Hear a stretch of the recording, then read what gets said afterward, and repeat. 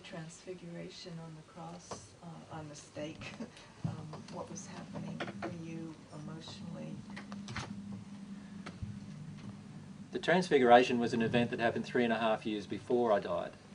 And what happened there was that I had 3 disciples with me, John, Peter and James, and those 3 came up to a mountain with me, and for the first time 2 spirits had entered the celestial sphere state. This was after I'd entered the celestial sphere state.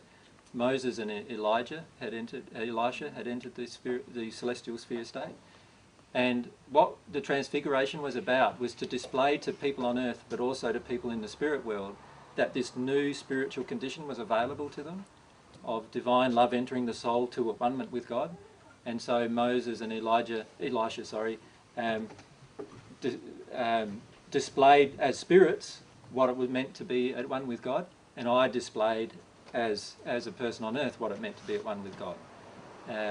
Which is the reason why all of our bodies all brightened up, and we displayed our normal condition in that state. So when you're in a normal state spiritually, you detune your state to suit the surroundings. But once you're in a one-ment state with God, you can actually have all of the energy from God passing through you and actually show that to everyone around you as well. And I did that just to 3 of the disciples, but the 2 spirits, Moses and Elisha, did it to the spirit world, demonstrating that condition.